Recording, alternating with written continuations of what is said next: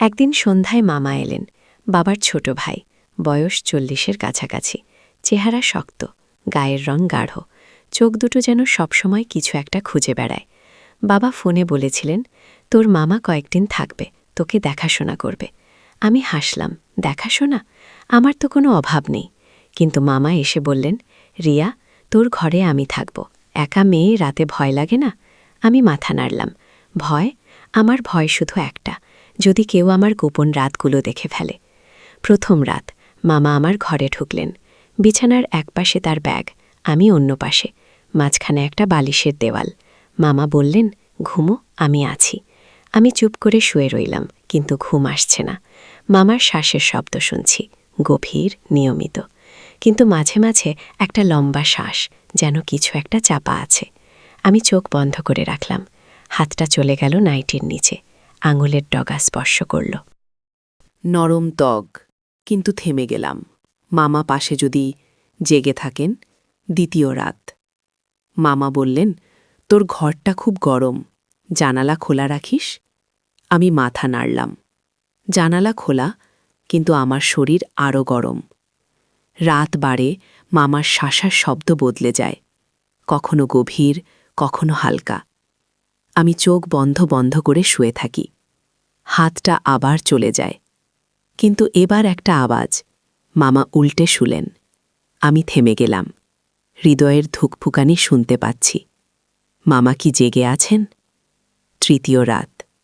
আমি আর পারছি না। মামা ঘুমিয়ে পড়েছেন মনে করে আমি চাদরের নিচে হাত চালালাম। নাইটিটা উপরে তুলে দিলাম। আঙুলের ডগা স্পর্শ করল সেই জায়গাটা, যেটা রাতের বেলা আমার সবচেয়ে কাছের বন্ধু। চোখ বন্ধ, শ্বাস ভারী।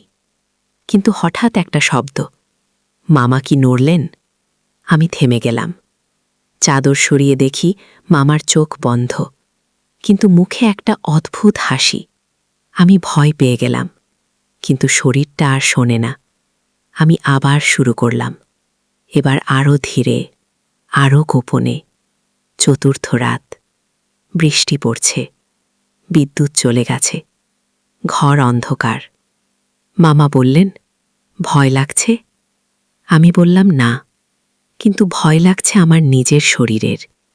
মামা কাছে এলেন। একটু কাছে শুয়ে থাকি, ঠান্ডা লাগবে না। আমি কিছু বললাম না।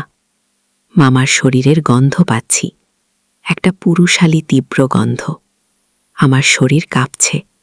হাতটা চলে গেল নিচে, কিন্তু এবার মামার হাত আমার কোমরে। ঘুমো বললেন তিনি, কিন্তু তার হাতটা নড়ছে না। আমি চুপ করে আছি, শরীরটা যেন আগুন। পঞ্চম রাত।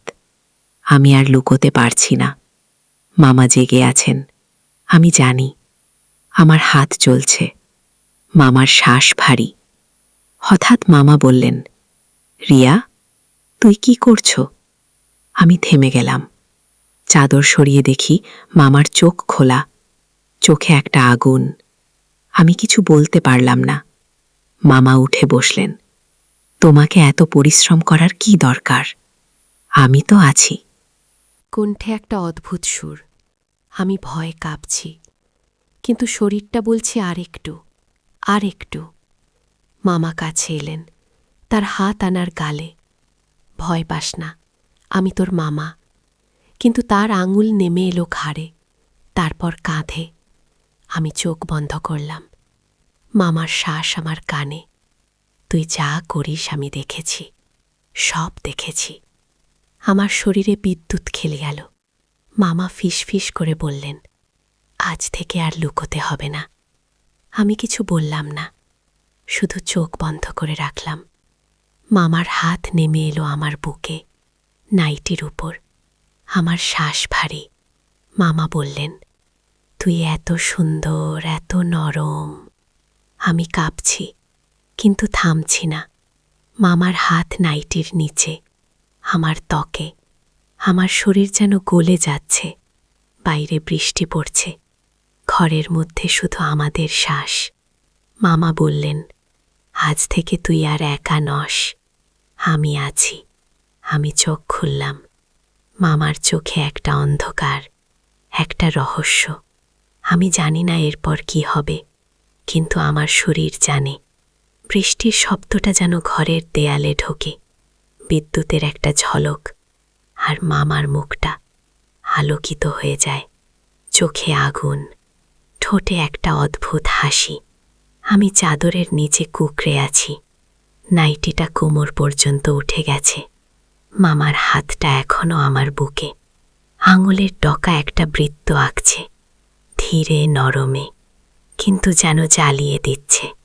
আমি চোখ বন্ধ করে আছি, শ্বাস ভারী। মামা ফিসফিস করে বললেন, ভয় পাস না, আমি তোকে কষ্ট দিতে আসিনি। তার হাত নেমে এলো পেটে, নাভির চারপাশে। আমার শরীর কাঁপছে। মামা বললেন, তুই এতদিন একা একা কষ্ট করেছিস, এখন থেকে আর করতে হবে না। আমি কিছু বললাম না, শুধু চোখ খুললাম। মামার চোখে একটা গভীরতা, যেন তিনি আমার ভিতরে ঢুকে পড়ছেন। মামা উঠে বসলেন, নাইটির ফিতে ধরলেন। এটা খুলে ফেল, গরম লাগছে। আমি হাত বাড়ালাম, কিন্তু থেমে গেলাম। মামা হাসলেন, লজ্জা পাস, আমি তোর। মামা তার হাত নাইটির ফিতে টানল, এক ঝটকায় খুলে গেল। নাইটিটা কাঁধ থেকে নেমে এলো। আমি হাত দিয়ে বুক ঢাকলাম। মামা হাসলেন, এত লজ্জা? তুই তো রাতে একা একা। তিনি থেমে গেলেন। আমি জানি কি বলতে চান। মামা আমার হাত সরিয়ে দিলেন। দেখি তার চোখ আমার বুকে, আমার শরীরে একটা শিহরণ। মামা বললেন, এত সুন্দর, যেন ফুলের পাপড়ি। তার আঙ্গুল বুকে, তারপর নিচে। আমি চোখ বন্ধ করলাম। মামার শ্বাস আমার গলায়। রিয়া, তুই জানিস আমি কতদিন ধরে তোকে দেখছি? আমি চমকে উঠলাম। কতদিন? মামা বললেন, তোর বাবা যখন বলল তোকে দেখাশোনা করতে হবে, আমি রাজি হয়ে গেলাম, কিন্তু আমি জানতাম না তুই এত। তিনি থেমে গেলেন। আমি জিজ্ঞেস করলাম, কি? মামা হাসলেন, এত আগুন। তার হাত নেমে এলো আমার উরুর মাঝে। আমি কেঁপে উঠলাম। মামা বললেন, শান্ত, আমি আছি। আমি চাদরের নিচে ঢুকে গেলাম। মামা হাসলেন, লোকাবি? আমি তো সব দেখেছি। তিনি চাদর সরিয়ে দিলেন। আমি নগ্ন। মামার চোখ আমার শরীরে। তিনি বললেন, তুই যখন একা একা করিস? আমি দরজার ভাগ দিয়ে দেখতাম। আমার শরীরে বিদ্যুৎ খেলে গেল। মামা দেখতেন। কতদিন? মামা বললেন, প্রথম রাতেই দেখেছি। তুই চাদরের নিচে হাত চলছে, তোর মুখে একটা আওয়াজ। আমি দাঁড়িয়েছিলাম। আমি লজ্জায় মাটিতে মিশে যেতে চাইলাম। মামা বললেন, লজ্জা পাস না, আমি তোকে সাহায্য করতে চাই। তার হাত আমার উরুতে, তারপর আরও গভীরে। আমি কেঁপে উঠলাম। মামা বললেন, এখানে এখানে তুই সবচেয়ে বেশি কষ্ট পাস। আমি চোখ বন্ধ করলাম। মামার আঙ্গুল স্পর্শ করল সেই জায়গাটা। আমার শরীরে আগুন। মামা বললেন, এত ভেজা, তুই কতদিন ধরে এটা লুকিয়ে রেখেছিস? আমি কিছু বললাম না, শুধু শ্বাস ফেললাম। মামার আঙ্গুল নড়ছে, ধীরে, তারপর আরও গভীরে। আমি কেঁপে উঠলাম। মামা বললেন, আরাম লাগছে? আমি মাথা নাড়লাম। হ্যাঁ। মামা উঠে দাঁড়ালেন, তার শার্ট খুললেন। গায়ের রং গাঢ়, বেশি শক্ত। আমি চোখ বন্ধ করলাম। মামা বললেন, দেখ আমি কি দিতে পারি। তিনি প্যান্ট খুললেন। আমি চোখ খুললাম। মামার শরীর, আমার শ্বাস বন্ধ। মামা হাসলেন, ভয় পাস না, এটা তোর জন্য। তিনি বিছানায় উঠলেন, আমার পাশে। তার শরীরের গরম আমার ত্বকে। মামা আমার কানে ফিসফিস করলেন, তুই যা চাস আমি তাই দেব। তার হাত আমার বুকে, তারপর নিচে। আমি কেঁপে উঠলাম। মামা বললেন, আজ থেকে তুই আর একা নস। তার ঠোঁট আমার গলায়, আমার শরীরে আগুন। মামা বললেন, তোর বাবা জানলে কি বলবে? আমি চমকে উঠলাম। মামা হাসলেন, চুপ, এটা আমাদের গোপন। রাত পারে, বৃষ্টি থেমে গেছে, ঘরে শুধু আমাদের শ্বাস। মামা আমার শরীরে, আমি তার নিচে। মামার হাত আমার চুলে। তিনি বললেন, তুই এত নরম যেন মাখন। আমি চোখ বন্ধ করলাম। মামার শরীর আমার ভেতরে, আমার শ্বাস ভারী। মামা বললেন, আরাম লাগছে? আমি মাথা নাড়লাম, হ্যাঁ। কিন্তু হঠাৎ একটা শব্দ দরজায়। আমি চমকে উঠলাম। মামা থেমে গেলেন। কি? কোনো উত্তর নেই। মামা উঠে গেলেন, দরজা খুললেন। কেউ নেই। মামা ফিরে এলেন। কিছু না, বাতাস। কিন্তু আমার মনে একটা সন্দেহ। কেউ কি দেখেছে? মামার আবার আমার পাশে। চিন্তা করিস না, আজকের রাতটা শুধু আমাদের। তার হাত আমার শরীরে, কিন্তু আমার মনে একটা ভয়। মামা বললেন, আজকের রাতটা শুধু আমাদের। আমি চোখ বন্ধ করলাম। মামার শরীর আমার ভেতরে, আমার শ্বাস ভারী। কিন্তু মনে একটা প্রশ্ন, এরপর কি হবে? বৃষ্টি ফিরে এসেছে, কিন্তু এবার আর শব্দ নয়, যেন কেউ দেয়ালে আঙ্গুল দিয়ে আঁচড় কাটছে। মামা আমার উপর ঝুঁকে আছেন। তার শরীরের গরম আমার ত্বকে মিশে যাচ্ছে, কিন্তু দরজার শব্দটা আমার মাথায় ঘুরছে। মামা ফিসফিস করলেন, চুপ, কিছু না। তার ঠোঁট আমার কাঁধে। আমি চোখ বন্ধ করলাম। কিন্তু মন খোলা। মামা আবার শুরু করলেন তার। হাত আমার কোমর ধরে, আমার শরীর তার সঙ্গে নড়ছে। কিন্তু মনে একটা ছায়া। কে ছিল দরজায়? মামা বললেন, তুই শুধু আমার দিকে তাকা। তার চোখে আগুন। আমি মাথা নাড়লাম, কিন্তু চোখ চলে গেল দরজার দিকে। মামা হাসলেন। ভয় পাস, কেউ আসবে না। তিনি আমার মুখ ফিরিয়ে নিলেন। তার ঠোঁট আমার ঠোঁটে। প্রথম চুম্বন, গভীর। আমার শ্বাস বন্ধ। রাত গভীর হয়। মামা আমার শরীরে, আমি তার নিচে। কিন্তু হঠাৎ একটা আলো, জানালা দিয়ে, বিদ্যুতের ঝলক। আমি চমকে উঠলাম। মামা থেমে গেলেন। কি হলো? আমি বললাম, কিছু না। কিন্তু আমি দেখেছি, জানালার বাইরে একটা ছায়া, মানুষের মতো। মামা উঠে গেলেন জানালায়। কেউ নেই। তিনি ফিরে এলেন। কিন্তু আমার মনে সন্দেহ। মামা আবার আমার পাশে। ঘুমো। তিনি আমাকে জড়িয়ে ধরলেন। আমি চোখ বন্ধ করলাম, কিন্তু ঘুম আসছে না। মামার শ্বাস আমার গলায়, তার হাত আমার পেটে। আমি ফিসফিস করে বললাম, মামা, তুমি কি আমাকে ভালোবাসো? মামা থেমে গেলেন। তারপর বললেন, ভালোবাসা? তুই কি চাস, রিয়া? আমি কিছু বললাম না। মামা বললেন, আমি তোকে সুখ দিচ্ছি, এটাই ভালোবাসা। সকাল হল। মামা বাইরে গেলেন। আমি একা ঘরে। একটা অদ্ভুত গন্ধ মামার শরীরের। আমি উঠে দাঁড়ালাম, জানালায় গেলাম। বাইরে কিছু নেই, কিন্তু মেঝেতে একটা ছোট্ট কাগজ।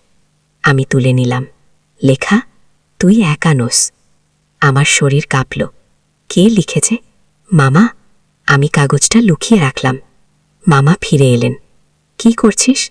আমি বললাম, কিছু না। মামা হাসলেন। আজ রাতে আরও মজা হবে। তিনি আমার কাছে এলেন, আমার গালে হাত। কিন্তু আমার মনে ভয়। মামা কি জানেন? দিন কাটে, আমি ঘরে বন্দি। মামা বাইরে যান, ফিরে আসেন। রাতে আমার পাশে। কিন্তু প্রতি রাতে একটা শব্দ, দরজায়, জানালায়। আমি বলি, মামা, কেউ আছে। মামা হাসেন। বেশি ভাবিস কিন্তু, আমি জানি কেউ আছে। এক রাতে মামা আমার শরীরে, আমি তার নিচে। কিন্তু হঠাৎ দরজা খুলে গেল। আমি চিৎকার করলাম। মামা উঠে দাঁড়ালেন, কিন্তু কেউ নেই। দরজা বন্ধ। মামা বলেন, বাতাস। কিন্তু আমি দেখেছি একটা ছায়া। মামা ফিরে এলেন, চুপ। তিনি আমাকে জড়িয়ে ধরলেন, কিন্তু আমার শরীর ঠান্ডা। পরদিন আমি মামাকে জিজ্ঞেস করলাম, তুমি কি আমাকে ছেড়ে যাবে? মামা হাসলেন। কেন যাব? তুই তো আমার। আমি বললাম, কিন্তু বাবা ফিরলে? মামা বললেন, চুপ, আমি সব সামলে নেব। তার চোখে একটা অন্ধকার। আমি ভয় পেলাম। রাতে মামা আমার পাশে। তিনি বললেন, আজ থেকে তুই আমার বন্দী। আমি চোখ বন্ধ করলাম, কিন্তু মনে একটা পরিকল্পনা।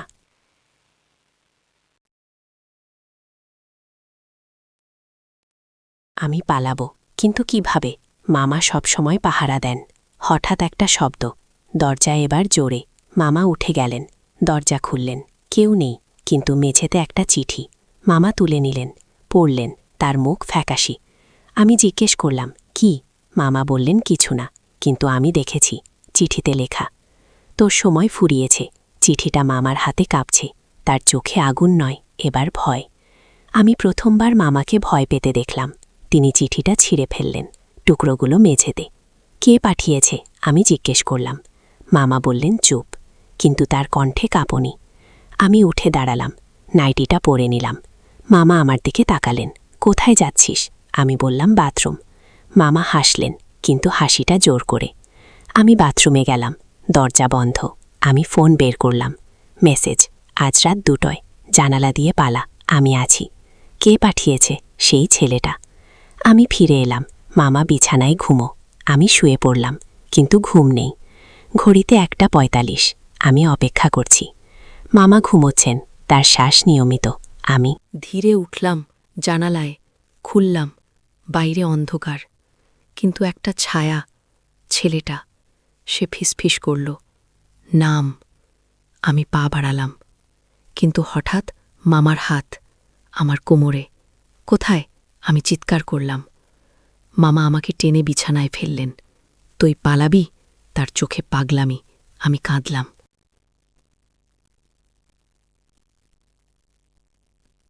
মামা ছাড়ো।